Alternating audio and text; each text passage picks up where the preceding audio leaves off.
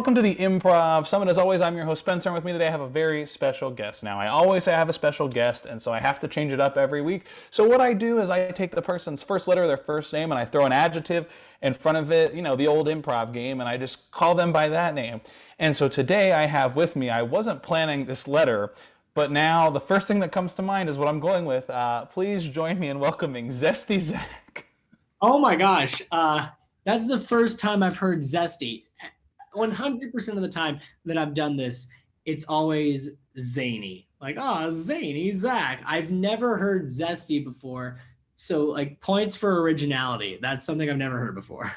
I literally didn't even realize zany was a word in the letter Z. I mean, I didn't think of it. I mean, I knew it's a word. I just didn't think of it until you said it. I was like, that's a good option. Out of all the years I've done improv as a kid, it's like, we're going to add a letter to your name. I was always like, geez, I know what I'm zany again. Mine is always Super Spencer.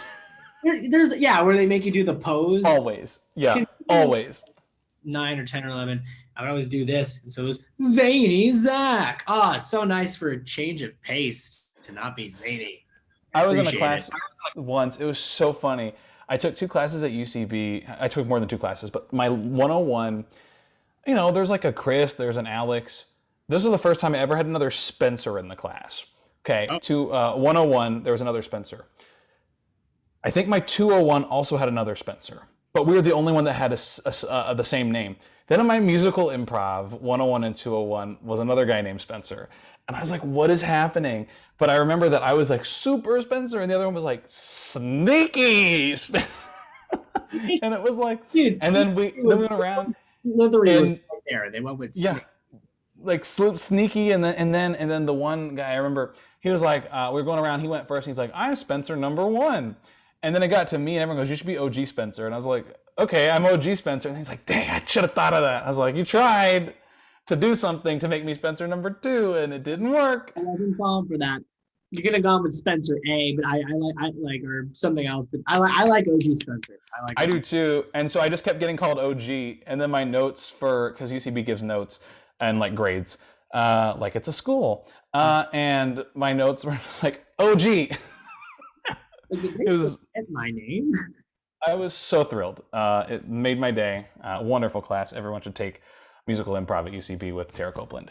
Anyway, that's my plug of the evening. I've plugged her many times on this show, and I believe it every time I say it. So, but it's enough about me and my plug, Zach. Let's talk about you and your plugs. Okay. You know, your earplugs and all the other ones. That being said, let's just dive into this, shall we? Improv. What is your improv experience, your improv background? So I started doing improv when I was 14 years old. I moved to a school. I won't say what school it is, just for privacy purposes, I guess. But when I went to high school, I was homeschooled for a majority of middle school, so I wanted a peer group. And there was this team called Comedy Sports at the high school. I found out the Comedy Sports was part of it was just the high school league, which was part of a bigger organization called Comedy Sports LA. So I did Comedy Sports at my high school, my freshman, sophomore, junior, senior year. When I was a sophomore and junior, I took some classes at Second City. And then when I graduated high school, after spending years being a manager on the team and being a coach on the team for the freshmen and sophomores, I auditioned to be a part of Comedy Sports LA's College League, which used to perform at the main theater. And I made that team. So I started performing Friday nights at 10, the same show that I've been doing in high school, but now with college students at the professional theater. And then also when I graduated high school, I started taking classes at Groundlings, and I started taking classes at UCB, similar to Spencer. And I also have some sketch comedy background as well, taking sketch writing classes at UCB. And I was a cast member on a Netflix original series that was a sketch comedy series for kids called The Who Was Show. We won an Emmy Award. That was pretty cool. Go check it out on Netflix. I'll drop the link. I'll drop the Wikipedia in the description. Now, I guess, or get to it later. But so I have a lot of sketch and improv experience. I think I like sketch more just because I'm going to school for writing. For screenwriting, and so I like being able to come up with jokes and write them and then perform them. But that doesn't take anything away from how much I love and enjoy doing improv as well. Well, get out of here because this is about improv and not about sketch. I just said See, I love just kidding, just kidding. I was trying to like be like really serious, and then I was like, oh, I've got to like make it sound like I'm joking without like get off the camera. Like, I don't know. Maybe if I had gone maybe like double down on it, maybe it would have been better. Anyway, I just can't tell when people are being sarcastic or not. So that's more on me than it is on you. it's okay. I literally was writing for a show, like a storytelling show, and I wrote in the thing, I was like making a joke, and then I went, that was sarcasm, by the way, but because I'm Greek, I have to be blunt about everything because Greek people are very blunt. So I just wanted to let you know that it wasn't sarcasm that it was sarcasm because that's how I am. And so it was like, I did that multiple times in it. I'm Italian. I don't know what the Italians' stance on sarcasm is. I'll have to ask my dad. He'll probably know more about that than I do. Yeah. It's probably similar to the Mediterranean of the area. I'm not picked up on my sarcasm culture in Europe. So get back to me on that. Here on the Improv Summit Mediterranean Sarcasm Edition. Brought to you by Mediterranean sarcasm. And hummus. But it's Mediterranean. What a slogan. World's worst slogans for Mediterranean sarcasm. Literally, it's Mediterranean. It's sarcasm. Get it? That reminds me of the once again, I know we're talking about improv, and I'm talking about all these other forms of. But we're improvising a scene right now. It's totally fine. But there's a stand-up bit by Brian Regan, who was the first comedian I got exposed to and made me love comedy, where he talks about how he forgot about a school project, a science project, so he brought a cup of dirt, and when the teacher asked him to explain, he was like, "Well, it's a cup with dirt in it. I call it cup of dirt." That was the hardest I had laughed at that point when I was 9 years old. And my mom got me an official Brian Regan merchandise shirt that said cup of dirt on it. And that was when I was like, all right, I'm going to go into comedy. And now Zach is going to go do a quick costume change and bring that shirt in right now that he still has to this day. Because the shirt that fit me when I was 9 years old still fits me at 21. That was sarcasm. Wow, what a crash course. You can get the full edition down in the link below for only 10 easy payments of $99.99. By the way, that's also sarcasm. Don't buy anything that I offer in the comments unless I actually am offering it. Like the other things you'll see down in the descriptions we'll get to later. But that being said, let's talk about improv, right? Lawyer here to litigate. I am a lawyer. No, I'm not. No disclaimer, I'm not. Don't take real advice from me unless it's things that I'm certified in. Like I'm a board certified music therapist talking about improv because fun fact, you can use a lot of improv in music therapy to engage with clients based on how they're doing that day. But again, it's not about me, it's about you, Zach. So let's talk about you and your love of improv. Even though you like sketch more, what do you love about improv? I mean, this is gonna sound corny, but I think it's the root of why I just love comedy in general, which is just I love making people laugh. I noticed that when I was a kid doing school plays, we used to get cast as the comic relief. And there's just something that's like, it's like a drug, or it's like amazing. It's that feeling. So many like chemicals and hormones released when you say something and then it evokes laughter. And I think with improv, it's a frequent outlet to do that. But also, as I mentioned before, I do like sketch because you write it, but something that's also genius about improv and a little bit of magic there is that everything you are saying is coming from your own brain at any given moment. So to make an audience laugh with that, with little to no preparation, and they're just laughing at you and your skills and your talents and with what you're able to come up with at any given moment, that's also incredibly rewarding. And I also think, improv is highly collaborative. And there's something about doing improv with a group of friends or people that you're really close to when you're making something together that's really in the heat of the moment.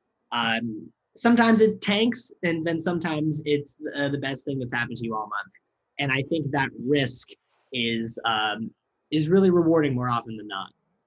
Yeah, I love that. And I think what you're saying is really like IO really nailed it with their original name before, the Olympics told them they couldn't do it.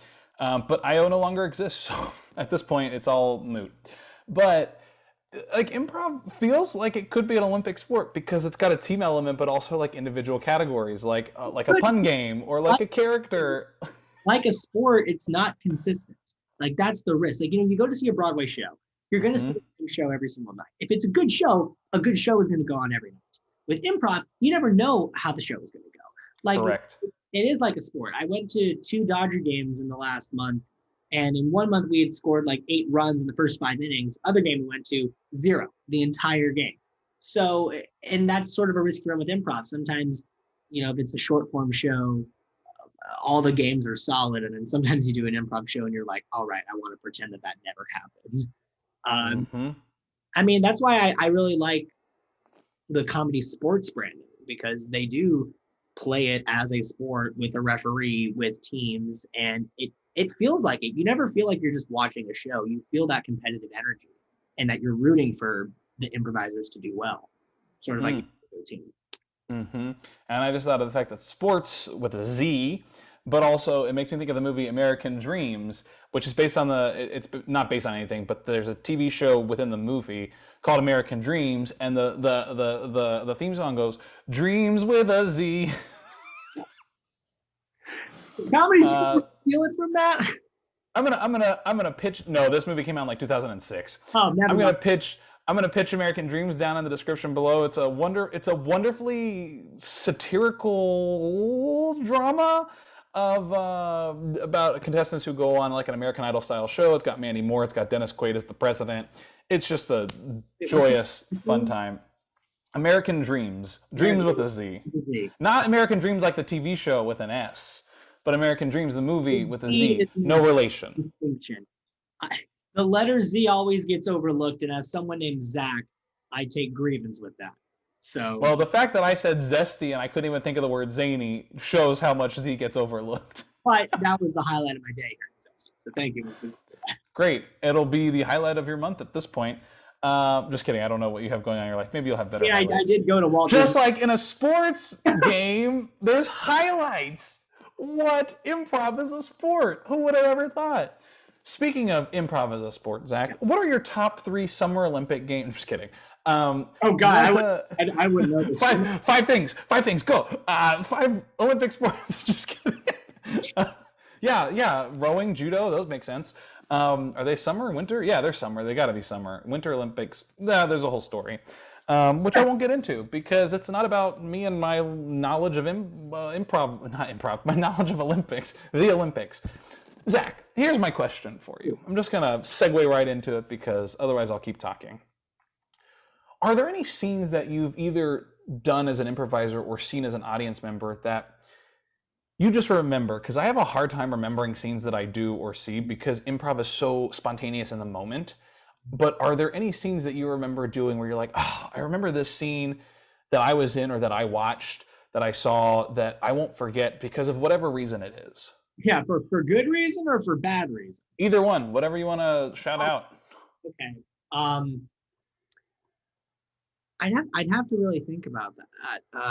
Because when you say scenes, are we talking like long form scenes, or are we talking like short form games like forward, reverse, Foursquare? Yeah, whatever it means to you. It literally it can be a game, it can be a scene, it can be a set, whatever it means to you.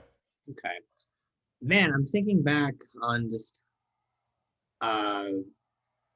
I'm so sorry, Spencer. That's a really hard question. It's okay. It is like a tough question, and I want to see how well you can improv. I'm just kidding. It's also like it's okay if you don't, because I've noticed that, like, for me, I remember scenes and I'm like, oh yeah, I'll remember this scene, and then I like go to explain it and I'm like, hold on, what? I was like, what was the scene? Oh, actually, yeah. I guess if we're talking long form, because the thing is, when I do short form games, I don't really focus. I probably should do this more often. I don't really focus on the scene. I focus on like the gimmick of the game. Like if I'm doing, you're one of those. I am. Like if I'm just kidding. If I'm doing forward, reverse, or something. That's sarcasm. I'm not thinking, sarcasm. Down below, you can buy. Mediterranean. No, I'm not really thinking what's going to work best for the scene. I'm thinking what would be really funny for the referee to forward reverse. Sure. But Comedy Sports LA has this tournament every year. You know, they haven't had it in recent years because of COVID, but it's called Dual, DUAL, where it's two prov basically. And I did it with my best friend who I did comedy sports with in high school, and he's actually my roommate now. His name is Aiden. My name is Zach. Our team name was A to Z. I'm so glad that your name is Zach. Thank you for clarifying for us here on the Improv Summit. Yeah. Well, the thing is, he hated the name. He hated A to Z. I was like, it's perfect. He disagrees. But we came in second place out of the entire competition that year, which was really, really cool because there were like 40 teams. So a B. You didn't get A or Z. You just got B. You just got B. But I remember the semifinal round. Our entire shtick was that we were screenwriters who were writing a movie and then performing the scenes as we were writing them. I remember. We had we were doing a Western for the semifinal round. And I just remember everything sort of fell into place in the span of 15 minutes. And we told a story from beginning to end with callbacks and lots of good jokes. And I couldn't even tell you like the story. It was just your standard Western with a drum. Who can remember a Western? They're all the same. Yeah, there's a shootout at the end. You know how. Except True Grit from 2010. That is a solid remake and a solid dope movie. Everyone check it out. We watched that with College League because every January it's great. Called Genreary. I don't know how they pronounce it, but I love it. Genreary. Yeah, and we had this thing called the Breakfast Club where we would get together before practice and watch movies. Also a great movie. So we watched True Grit. But this was after I had done the Western thing with Aiden for A to Z. But I just remember leaving the stage and going, that was the best long form improv game or show I've ever done before. And obviously the audience agreed because they moved us into the next round. But there was just, I also think, you know, doing it with Aiden, who I just know really well because he's my best friend and roommate, like there's that synergy that's there. But plug, if you want to watch it, it's on my YouTube channel. If you just type in A to Z dual semifinals, you'll see a 15-minute improvised Western movie. Improvised. I love how you put it in quotes. Wait, why did I put it in quotes? It was improvised. I was there. I saw. Actually, I think actually was there. I think I was house managing that night. Actually. Yeah, no, that was a really fun night. And the thing is, I never have considered myself great at scene work with improv. I think I'm better with characters, and I'm better shooting straight. I always preferred refereeing to playing comedy sports. Which is cool because my high school still hires me to, you know, come back and be a referee every once in a while. Yeah, great. I like running the show and being more of a host and more of like than an improviser. A ref C. Yeah, a ref C, and yeah, basically. But an empery. An emper. Empercy. Refum C. I'll figure it out. We'll put comment below what you think. Referee and an MC combined should be. And right above that is my class on sarcasm that you can purchase for only 10 easy payments of $99. But I think what was great about that time is that, like, most of the time when I do scenes in comedy sports, as I mentioned, I'm mainly focused on the gimmick. That was a time where there were no gimmicks. I was just doing a scene, and I felt really confident after that. So the short of the long is semifinal round dual. First time that I really didn't rely on gimmicks and felt like I did a really good job with scene work. Great. I love that. We've talked a little bit about pitches, but now's a good time if you want to plug or pitch anything that you have coming up in the past, in the future, in the who knows where, when, how, which. So I have a YouTube channel where I upload a lot of sketches, so a lot of song parodies. It's like mainly my thing. A lot of political comedy. So if that's not your thing, you might not enjoy it. But if you like political sketches, political song parodies, my YouTube channel is just my name, Zach Timson. As I mentioned before, I'm a cast member on a Netflix sketch comedy show called The Who Was Show. It's about history and it's sketch comedy and it's for kids, so check it out. And then I recently was a main actor and a video editor for a project that I've been working on for 9 months. Spencer, do you remember when the Ratatouille musical was getting big on TikTok? Yeah, I do. Is We this when you did MWCA yes, we or recently AC, whatever it yes, is? we recently tried to replicate slash enhance what Ratatouille the musical had introduced to making TikTok musicals from several different people in different homes across the world. We had like 50 people from 5 countries working on this. It is a Phineas and Ferb parody musical called Musical Without a Cool Acronym, or MWCA. We have about close to 70,000 views on YouTube. The creators of the show, Dan and Swampy, make cameos in our show along with some other voice actors from the TV That's show. awesome. And if you're wondering who I play, I play Phineas. So I spend the entire show speaking and singing like this. So if you grew up watching Phineas and Ferb like I did, and you love Broadway musicals, Or if you were in high school like I was. okay, Phineas and Ferb like is so much funnier when you're older than when you're a kid, because so many jokes go over your head when you're a kid. It's a stellar show, and MWCA has songs from both Phineas and Ferb and parodies of songs from shows like Dear Evan Hansen, Grease, Hamilton, The Music Man. So if you like Broadway, you'll love it. If you like Phineas and Ferb, you'll love it. If you like both, you're in for a treat. So that's MWCA. You can find us on YouTube at Musical Without a Cool Acronym, TikTok, MWCA.musical. We're on all the socials. It'll also be linked down in the comments in case you didn't catch that. Or you can also just rewind. Yeah, just rewind. They'll be back down there. But I think that's all I've got to plug for now. That's sure. I also looked up Phineas and Ferb dates, and I can confirm that I was halfway through high school when the show started to air, and it ended when I was in grad school. It started when I was in second grade, and then wrapped the summer going into my sophomore year of high school. And you might be thinking, hey, Zach, you would have stopped watching when the show ended, right? No, I think I started watching Phineas and Ferb more after the show ended, and it became just a big part of my personality. When I was in high school, everyone knew me as like the Phineas and Ferb guy. And so when this show arose, I was like, if I don't get cast in this, what the hell am I going to get cast in? And it worked out. Who are you even anymore? Who am I? I'm having an identity crisis. Who was you? Who was?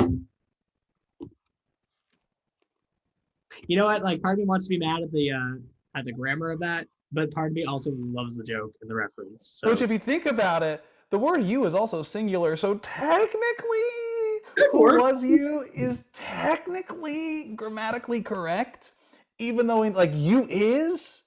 I don't know. Technically, grammatically correct. I just came back from summer. I haven't used my brain in God knows how long. I am not the one to be talking to about grammar right now.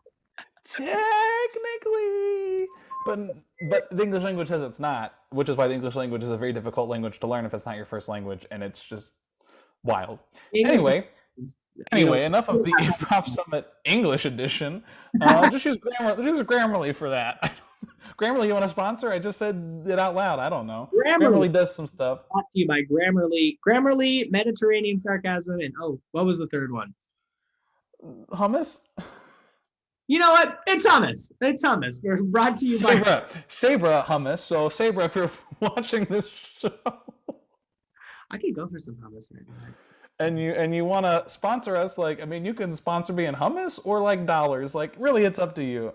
But I would prefer the dollars. I went to the grocery store yesterday, and I just got this big thing of hummus and carrots, and I haven't had the opportunity to snack on it yet today. But you know that when I get home, that's the first thing I'm doing. So thank you. You will. You're welcome. So that being said, I have one final question for you, Zach. And again, I want to thank you for joining me here on the Improv Summit. And that question is the reason why the Improv Summit kind of sprung out of nowhere. This is my sprung. This actually is bright in sign language. But anyway, that being said, this has nothing to do with that.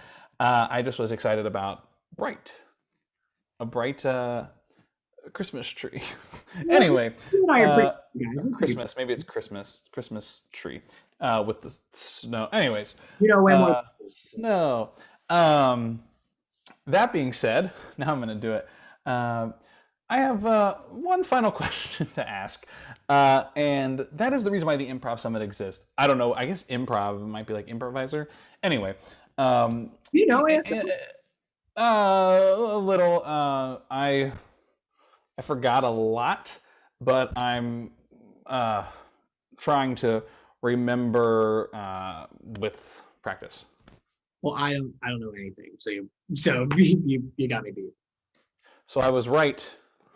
Doesn't matter what I said, because you would never know, Correct. my friend. Anyway, the reason why the show exists is because people always come up to me before pandemic, and even with pandemic and improv being accessible everywhere, and they go, "Oh, Spencer, I do a lot of improv. Where should I take improv?" And they always do it in like this Gandalf voice. And year-olds asking you about where so Lord of the Rings. If you want to sponsor me, I'm happy to just let me know. You're gonna wake up tomorrow morning with like several thousand phone calls of people just wanting to sponsor the show. Yeah, or they're gonna be like, never put my name in your mouth again. One or the other. They are Tolkien? No way. Yeah. Anyway, it's like the whole time that Jamba Juice contacted me when I was doing Jamba Juice the musical. It was so fun. Because they were real excited about the show. Let me tell you, they were so excited. Anyway, sarcasm, or were they actually excited? No, yeah, that was sarcasm. It was sarcasm. Yeah, I forgot I have to clarify.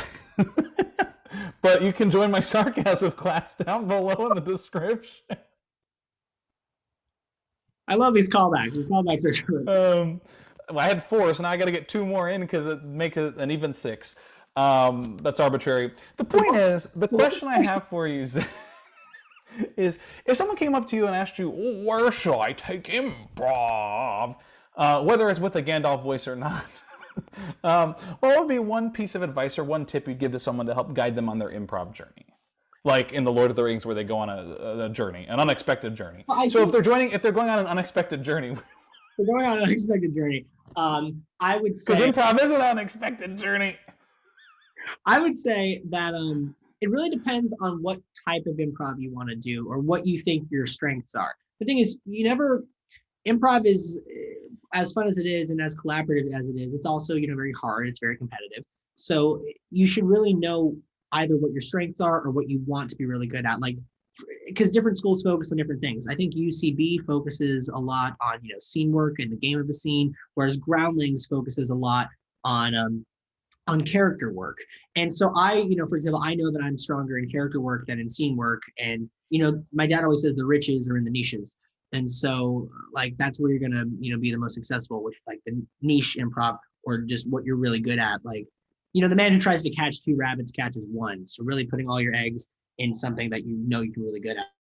So while I love working at UCB, I think I feel more at home at Groundlings because that's where I'm really strong. So really, the short of the long is, it all depends on what you think your strengths are or what you want to be really good at. However, I will say, if you're using the Gandalf voice, I would be very nervous about going to Groundlings and UCB because they are pass-fail. And if it's Gandalf, you shall not pass. Thank you. I'm bowing out. I thought of that 2 minutes ago, and I was so proud of that. And so that's why I'm like. Well, the whole new. Thank you for joining me. The whole new series is now going to be The Hobby: An Unexpected Journey, a look into improv. So it's, instead of The Hobbit, it's The Hobby. Because we all know improvisers don't get paid unless they're one of like 6 people who have been doing it for 20 years. So, or pay themselves to do it. So either way. Spencer and I like puns. Also, if you're interested in the follow-up to the sarcasm class, it's just a pun-based class. Zach and I are co-teaching that. That's going to be linked down in the description as well. It's only $25 a class because puns are a little bit easier to navigate than sarcasm. Because Zach, when a joke is a dad joke, right? Correct. You know when that happens, right? What is the threshold actually? When it's apparent. So I entered a pun contest a while back. Yeah, that's a mistake. I entered 10 puns in a pun contest, hoping that some of them would win. But unfortunately, no pun intended. God, Wow, this thing that was a dab. That's a dab. That is a your generation yeah, dance move. sorry, Not in my generation. I had to represent Gen Z for a second. That's, oh, that breaks my heart. It doesn't really. I'm just getting older. Now that I've hit my 30s, I'm just like, whatever. It breaks my It, heart that this is how people will remember us. So like it's a that little. or the floss. Oh God, no! I did that as oh my God, I did that as a joke while filming the Who Was show, and they left it in, and now that's all people talk to me about. They're like, "Oh, you're Einstein, you're Albert Einstein flossing," and I'm like, "No, that's not what I want my legacy to be." I did it on Instagram. I did like the original floss, and it was like me just flossing my teeth, and I called it the original floss. And it like kind of sort of blew up on Instagram, even though I mean not it was like 500 views. It wasn't that many. Or it might have been like 74 views, and I'm just over exaggerating. But I think I need to put it on TikTok because I feel like that's where that might have some success. That's probably more where it'll, If I find the right hashtags for it, I think it'll get through that algorithm. Anyway, Zach, thanks so much for joining me here on the Improv Summit. I did say that was the last question I had for you, but I'm always a liar on this show. It's not usually a parent. It's generally like an aunt or an uncle. But I just want. I took the punchline of a joke and put it in to make a new joke. Like that's top notch punnery. I just gotta say. By like SNL already. But I'm a big liar, and just like Paul Giamatti, I'm a big fat liar, and I've done that one before on the show. But it also goes to show who knows this movie and who doesn't. Anyway, I have another question for you, and that question is, we've been talking a lot about improv. You want to do some improv? Yeah, I'd love to do some improv. All right, let's do it. Well, we're going to do some improv. I don't know what that was, but it was improvised, so joke's on me. Anyway, that's Zach. I'm Spencer. What we're going to do now is, as we know, improv has a lot of different types. Like, we know there's vast amounts of improv. Correct. There's not like, this is improv. This is improv, and that's improv, and, that also is There's improv. lots of different improvs. What I want to do, the point is, I got these little pieces of paper right here of suggestions that are not specific at all. They're just super not specific. Okay. I want to see what we can come up with doing a scene based on one of these suggestions. Okay, great. So if you want to pull one of these out. Ooh, which one's calling me? This one's calling me. All right, go ahead and read that. It says, witch. Which? But not witch like that rides a broom. Like, hey, which of these are you gonna choose? Right. Okay. Right. W. One of the W's. Yes. What are those called? The 5 W's. The interrogatives? No. Interrogative is like a question. Oh, hey, which? That's a question. Well, yeah. It's not like. I get what you're saying. They're called something. Well, I'll link it down in the description. Down in the description. Mediterranean sarcasm. Right with the Mediterranean sarcasm. Who wants to initiate? You or me? Yeah. Who would you like to initiate? You can initiate. All right, great. Which shall I do? We'll find out.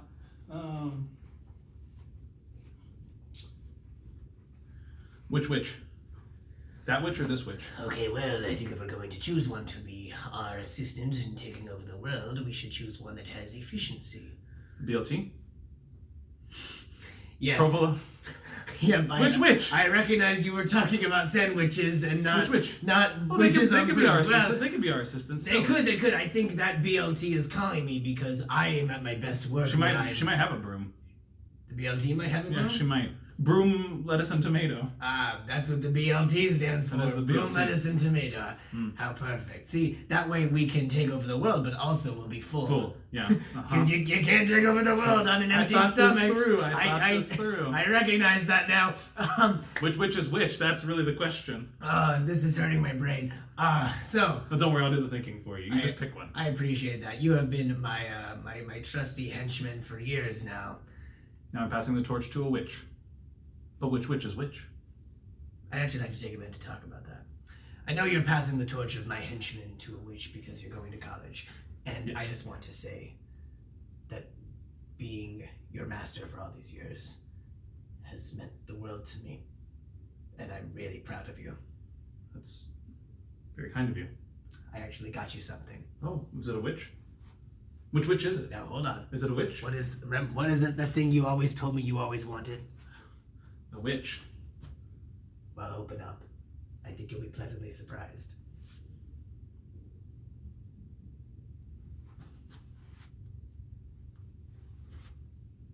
It's a figurine of a witch Eating a sandwich. Ah, yes. Uh-huh. Yes, correct. Mm-hmm. I want you, when you move to your dorm, to put that on your bedside. And think of me and all of the work that we did over the years. I just have one question for you. Shoot. Which side of the bed? Don't make me think about that. See? Thanks everybody so much for coming to the Improv Summit. As always, I'm Spencer. That's Zach. See you next time. Bye.